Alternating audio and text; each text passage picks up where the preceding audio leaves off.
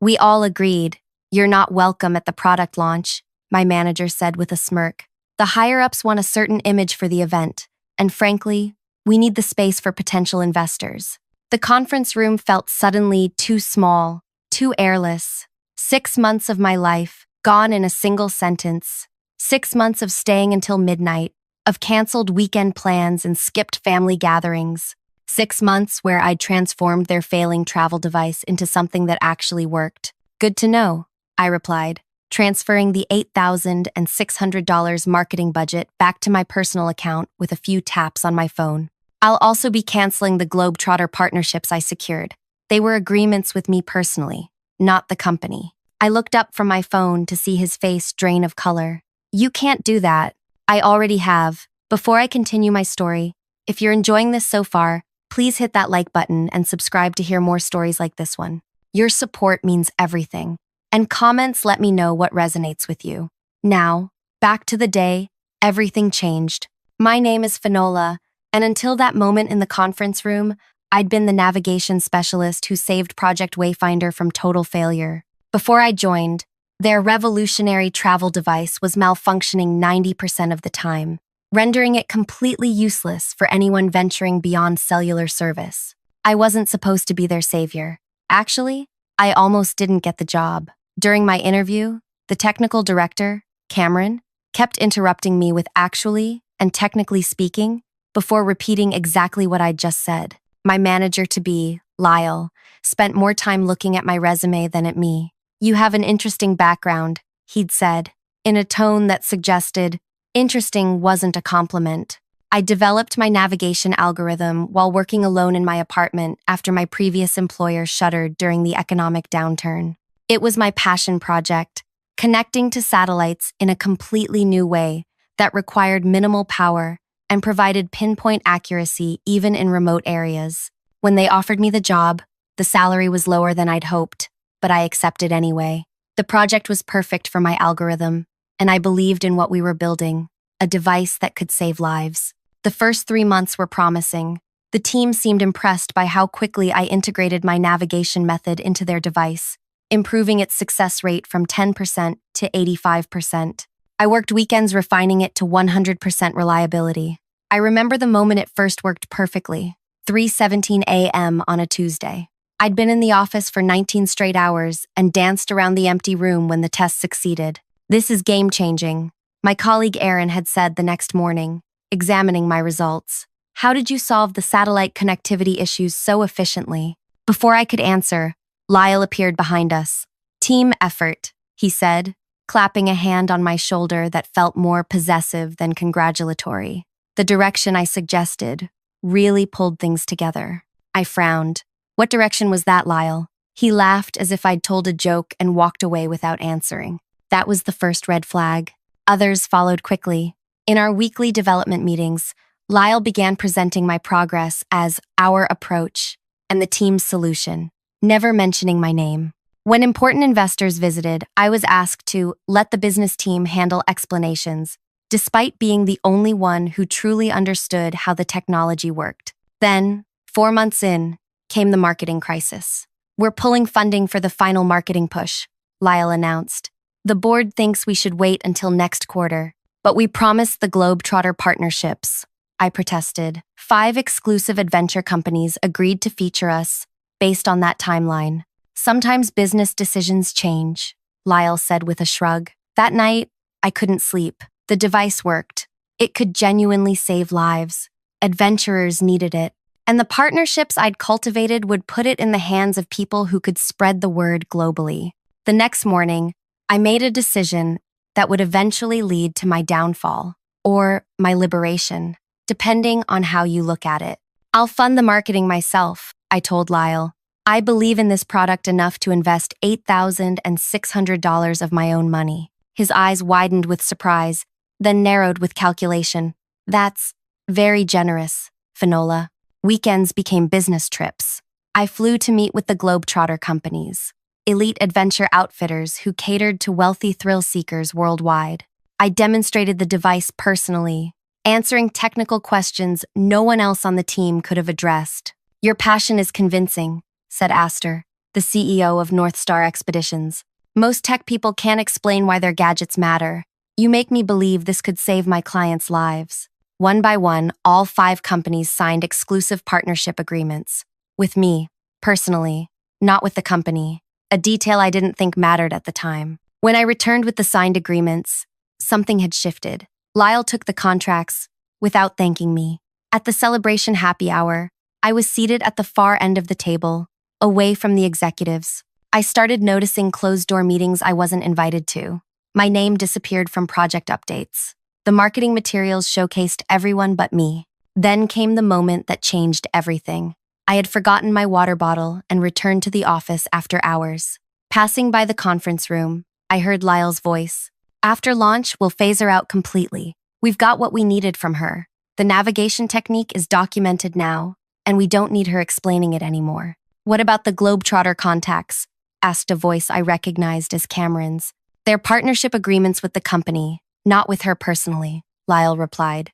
I froze outside the door. He was wrong. The agreement specifically named me as the point of contact with exclusive presentation rights. And my navigation algorithm? I'd developed it before joining the company. My contract included intellectual property protections I'd insisted on.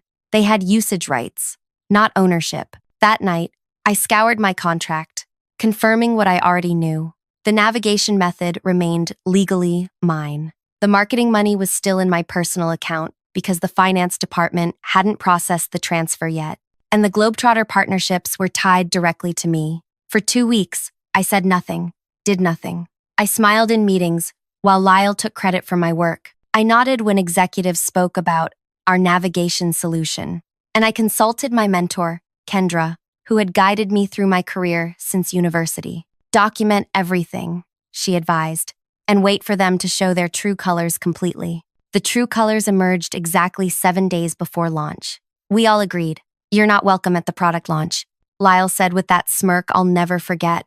The higher-ups want a certain image for the event, and frankly, we need the space for potential investors. After I left the conference room, after I transferred back my marketing money and canceled the partnerships, I sent one final email, a formal notice reclaiming my intellectual property and revoking their right to use my navigation algorithm. Then I went home, turned off my phone, and slept better than I had in months. Morning brought 28 missed calls and one message that would change everything. By the time I checked my phone, the company's damage control machine was in full swing. The first 20 calls were from various members of the leadership team, their messages evolving from confusion to anger to desperation as the hours passed. What have you done? Cameron's voice sounded panicked. The demo isn't working. Nothing's connecting to the satellites. Lyle's messages started with threats. This is grounds for legal action. Then shifted to bribes by the afternoon. We can negotiate a better title, higher compensation. The 28th call was from him too, left at 3:14 a.m. You've ruined us. The investors walked out. This is career suicide, Finola. No one will hire you after this. But it was the 27th call, from an unknown number, that caught my attention. My name is Yvonne Trellis. I attended your company's product launch yesterday as a potential investor. I watched the demonstration fail spectacularly. And more interestingly, I watched how the team handled the crisis. No one could explain what went wrong because, I suspect, no one understood how it worked in the first place. Your mentor Kendra mentioned you might be available for a conversation about new opportunities. Call me when you're ready to lead, rather than follow. I replayed the message twice. Kendra had been at the launch, and she'd spoken to investors about me. My phone rang while I was still processing this. Kendra, I hope you slept well, she said when I answered. You've caused quite the earthquake. You were there? At the launch? Of course. I wouldn't miss watching Karma in action. I could hear the smile in her voice. Yvonne called you? Yes, but call her back, today. And Finola? Don't agree to anything with your old company. Not yet. I followed her advice, calling Yvonne immediately after. That was quick, Yvonne answered. Good. I don't like waiting. Her voice had a crisp efficiency that matched her message. No small talk. No wasted words. I understand you developed the navigation algorithm that was supposed to be demonstrated yesterday, she said. I did, and I own the intellectual property. Smart. Even smarter to protect yourself legally from the beginning. Tell me, what did you envision for this technology beyond a gadget for wealthy adventurers? The question caught me off guard. For months, I'd been so focused on making the device work. I hadn't allowed myself to dream bigger. It could help search and rescue teams locate people more efficiently, I said. Guide medical supply deliveries to remote areas, even assist disaster response when traditional infrastructure fails.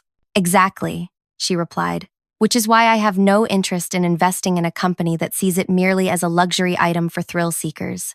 I run the Artemis Group. We develop technology with humanitarian applications. I'd like you to consider joining us, with full ownership of your intellectual property and leading your own development team. What about my reputation? Lyle is telling everyone I committed career suicide. She laughed, a warm, genuine sound. In my experience, people who create extraordinary things can't be kept down by ordinary gossip. Besides, your mentor speaks very highly of you. That carries weight. When would you want me to start? How about now? I'm having lunch with Kendra at Brighton's in an hour. Join us. The restaurant was quieter than I expected for the middle of the day. Kendra waved from a corner table, where she sat with a woman I assumed was Yvonne, tall, with silver-streaked dark hair and intensely focused eyes. There she is, Kendra said, standing to hug me. The woman who brought down Project Wayfinder with 3 mouse clicks. I didn't bring it down. I clarified, taking a seat. I just took back what was mine. Yvonne nodded approvingly. An important distinction. Tell me exactly what happened. Over lunch, I explained everything, from the development of my algorithm to the subtle ways I'd been sidelined, culminating in being excluded from the launch. And the device won't function without your navigation method? Yvonne asked. No. They could potentially develop an alternative, but it would take months, and they'd lose their market advantage. Which explains why their lawyer contacted me this morning, Kendra interjected. They want to arrange a meeting. They're claiming you stole proprietary information. My stomach tightened. That's impossible. I have documentation proving I developed the algorithm before joining. Of course you do. Kendra patted my hand. But they're desperate. The launch was very public, and the failure even more so. They need a scapegoat or a miracle, preferably both. What should I do? Yvonne set down her water glass deliberately. Meet with them. Listen to what they offer. Then walk away. Just walk away? After everything they did? Sometimes, Kendra said, the most powerful position is to show people exactly what they've lost. 2 days later, I found myself back in the same conference room where Lyle had told me I wasn't welcome at the launch. The energy couldn't have been more different. The executive team sat clustered at one end, their body language tense. Lyle wouldn't meet my eyes. The CEO, Damaris, whom I'd only met twice before, did most of the talking. We believe there's been a misunderstanding, she began. Really? I kept my voice neutral. Which part was misunderstood? When Lyle told me I wasn't welcome at the launch, or when he discussed phasing me out after stealing my intellectual property. Damaris glanced sharply at Lyle, whose face reddened. We value your contributions, she continued. The launch, difficulties, have made us realize how integral you are to the project. We're prepared to offer you a substantial promotion, equity in the company, and full credit for the navigation technology. I nodded thoughtfully. That's generous. May I see the specifics? She slid a folder across the table. The offer was impressive on paper.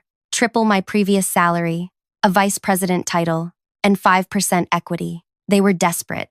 I closed the folder and slid it back. I appreciate the offer, but I've accepted a position elsewhere. The room tensed immediately. You can't take our technology to a competitor, Lyle blurted. It's not your technology, I corrected him.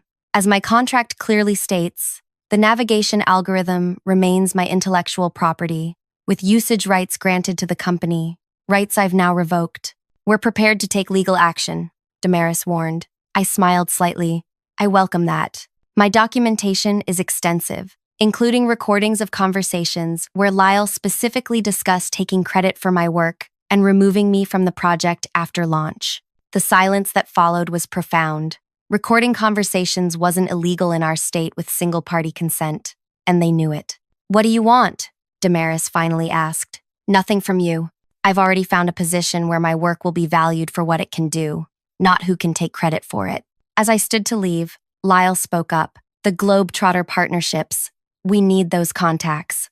I paused at the door. You should have thought of that before telling me I wasn't welcome at the launch. Walking out of that building for the final time felt like shedding a weight I hadn't realized I was carrying. My phone buzzed with a text from Yvonne. How did it go?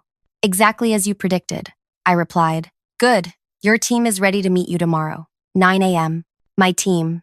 2 words I hadn't anticipated hearing so soon. The Artemis Group occupied the top floors of a renovated industrial building across town.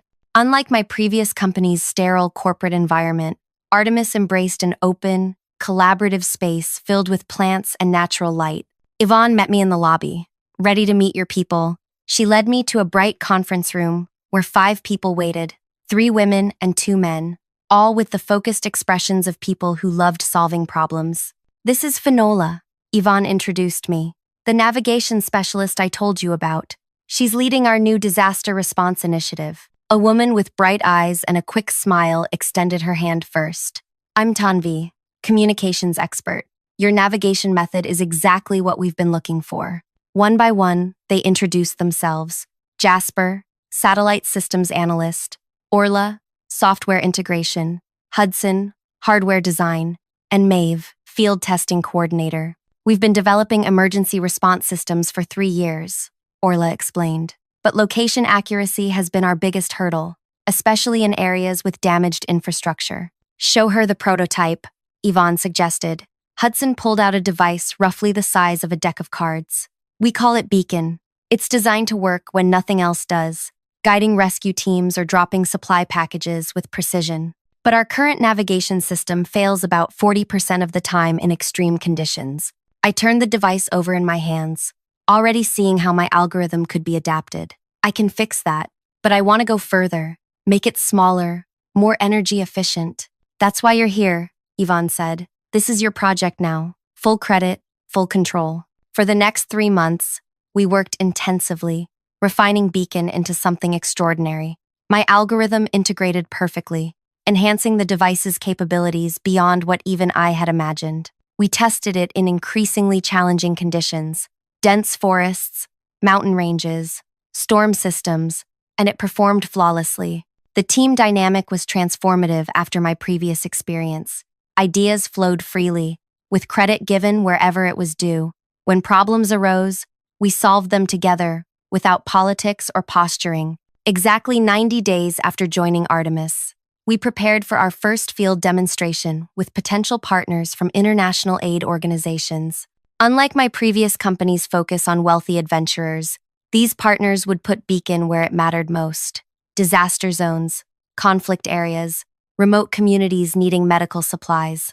The night before the demonstration, I received an unexpected email from Aster at North Star Expeditions, one of the Globetrotter companies whose partnership I'd canceled. Heard you're doing something meaningful with your navigation tech. Our clients keep asking about the device you showed us. Your old company tried to approach us with something similar, but it doesn't work half as well. Would you consider meeting? I forwarded it to Yvonne with a question mark. Her reply came minutes later. Your call. Luxury market isn't our focus, but additional revenue streams support humanitarian work. I decided to invite Aster to our demonstration. Why not let him see what the technology could really do? The morning of the demonstration arrived with perfect clarity, both in weather and in my mind. As I prepared my presentation, my phone buzzed with a text from an unknown number. Heard you're showcasing a new device today. Trying to stay relevant after burning bridges? Lyle. I showed the message to Kendra, who had come to support me. She raised an eyebrow. He's still monitoring your moves. That tells you everything. Should I respond? Why waste the energy? Your success today will say everything necessary. The demonstration was scheduled for 10 a.m. in a large field outside the city, where we'd created various scenarios to showcase Beacon's capabilities. As our team made final preparations, I spotted Aster arriving with 2 colleagues I didn't recognize. Finola. He greeted me with genuine warmth. Your mentor mentioned you were working on something special. These are my associates, Lena and Miguel. They oversee our humanitarian expeditions division. I hadn't known North Star had a humanitarian division. I thought you focused on luxury adventures. That's our profitable arm, Aster explained. But we use that income to fund disaster response and medical supply deliveries in crisis regions. It's less publicized. Yvonne joined us, introducing herself with a firm handshake. Your humanitarian work is precisely why Finola suggested inviting you today. As we walked toward the demonstration area, I noticed a sleek black car pulling into the parking area. Through the windshield, I recognized Damaris, my former CEO, and beside her, Lyle. We have unexpected guests, I murmured to Yvonne. She followed my gaze and shrugged. It's a public demonstration. Let them watch. The field was set up with various stations simulating challenging environments. A dense tree canopy created with camouflage netting, a water feature representing flooded terrain, and a mock rubble pile resembling a collapsed building.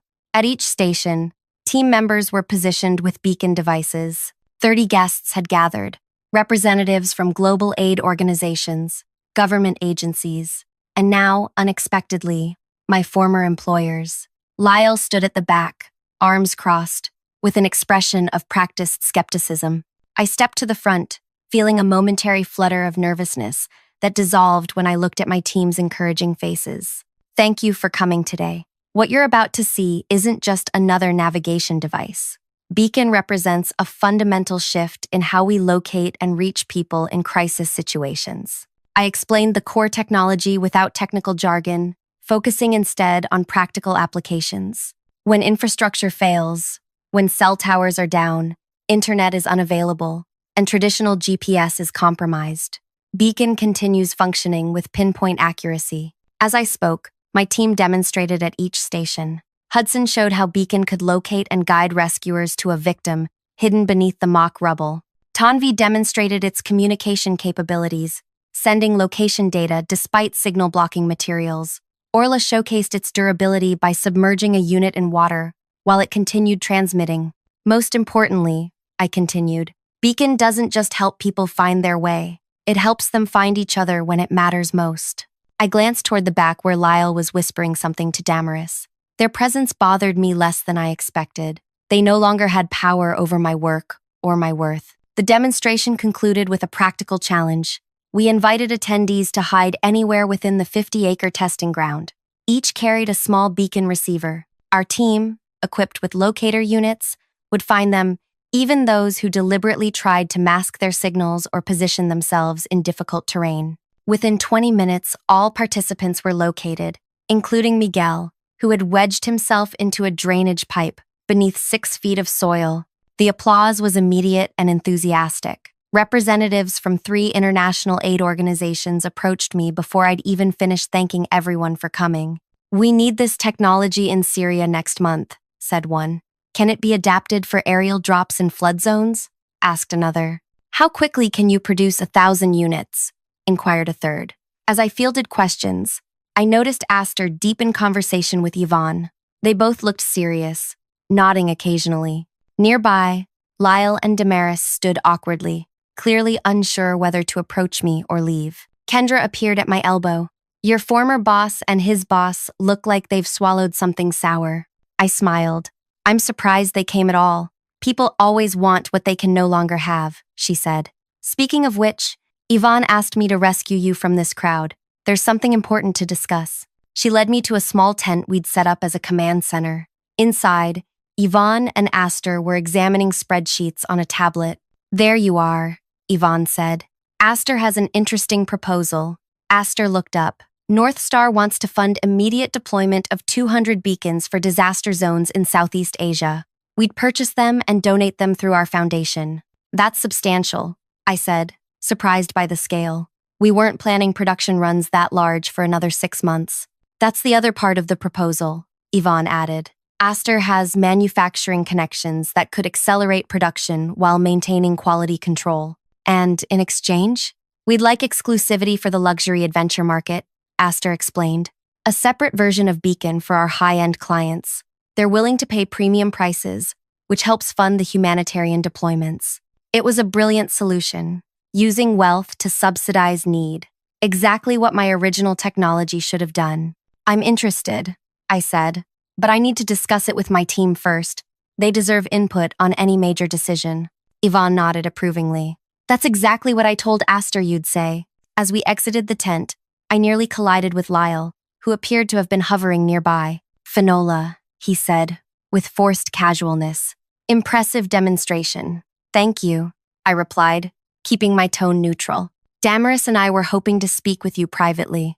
Kendra, still beside me, crossed her arms. About what, exactly? Damaris stepped forward. We'd like to discuss a potential collaboration. Your technology with our market reach. My technology is already reaching the market it was meant for, I said, but you're limiting yourself to niche applications. Lyle argued. We still have the infrastructure to mass produce for consumer markets. We could make this accessible to everyday users, not just disaster scenarios. I considered his words. There was some truth to them. Wider distribution could help more people, but I remembered how they'd treated my work before, how they'd tried to erase me from it. Send a formal proposal to Yvonne, I finally said. We'll review it alongside other partnership opportunities. Damaris looked relieved, but Lyle frowned. You're really going to make us jump through corporate hoops? After everything we've been through together? Yes, I replied simply, because what we went through together taught me the value of proper process and documentation. As they walked away, Kendra squeezed my shoulder. You've grown. Is that your subtle way of saying you're proud of me? Nothing subtle about it. I'm explicitly proud.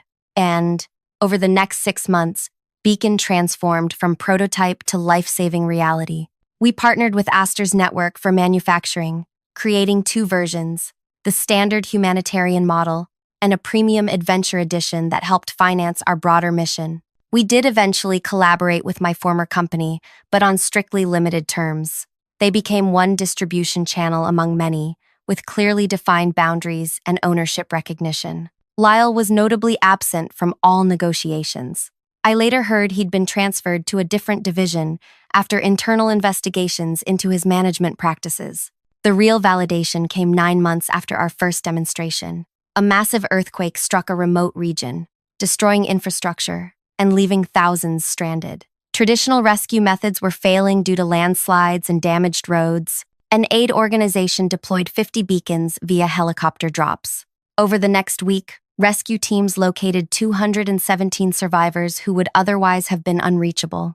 Among them were 43 children from a school buried by a landslide, all found alive because their teacher had activated the beacon from beneath the rubble. When the rescued children's images appeared on international news, I gathered my team to watch together. No one spoke as footage showed the first child emerging from the debris, clutching a rescue worker's hand. Then Tanvi began to cry quietly. That's why we do this, Hudson whispered. In that moment, the petty office politics and credit stealing of my past seemed impossibly small. This was what my algorithm had been meant for all along. A week later, I received an unexpected email. You probably don't remember me. I'm Erin from your old team. I wanted you to know that what you created is saving lives, and some of us always knew it was your work that made it possible.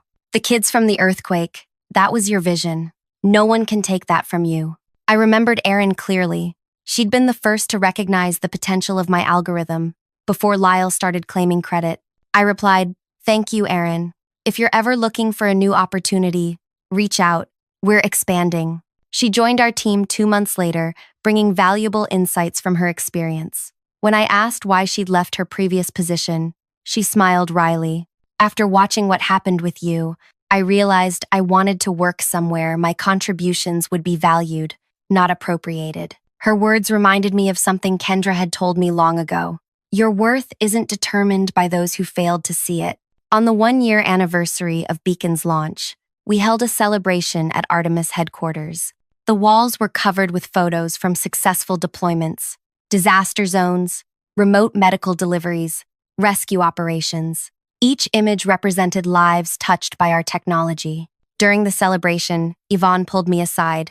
There's someone who wants to meet you. She led me to her office, where an older woman waited, elegant, with wise eyes that seemed to see right through me. This is Dr. Eleanor Voss, Yvonne introduced us. She founded Artemis 30 years ago. I extended my hand, immediately starstruck. Dr. Voss was legendary in technological innovation circles, though she rarely made public appearances. Your beacon has exceeded my expectations, she said, clasping my hand warmly. Yvonne was right about you. Thank you, I managed. It's been a team effort. The best innovations always are. she agreed. But it takes a special kind of leader to transform personal setback into universal benefit. Not everyone can turn betrayal into blessing. Her words struck deep. I had never framed my journey that way, from exclusion to innovation, from rejection to revolution. I didn't set out for revenge, I admitted. Of course not, she smiled. Revenge is small. What you did was reclaim your power and use it for something greater than yourself. That's not revenge. That's rebirth. Later that evening, as the celebration wound down, I found a quiet moment alone. My phone buzzed with a message from Kendra, stepping out early. Remember when you first told me about your navigation algorithm? You said you wanted to create something that helps people find their way when they're lost. You've done that, in more ways than one. I looked around at my team, now 20 strong and growing, laughing together, celebrating our shared accomplishment. I thought about the lives saved, the partnerships forged, the future innovations already taking shape. The ultimate vindication wasn't proving Lyle wrong. It wasn't watching my former company scramble to recover. It wasn't even the success of Beacon itself. It was finding my true path, one guided not by bitterness over being excluded, but by clarity about where I belonged. Sometimes, the most powerful response to "you're not welcome" is simply to create something better elsewhere. Sometimes, the best revenge isn't revenge at all. It's becoming exactly who you were meant to be. If you enjoyed this story, please like and subscribe for more tales of resilience and triumph. Your comments mean the world to me. I'd love to know what resonated with you or what other stories you'd like to hear. Thank you for listening to my journey from exclusion to innovation. Remember, sometimes the wrong door closing leads you exactly where you're meant to be.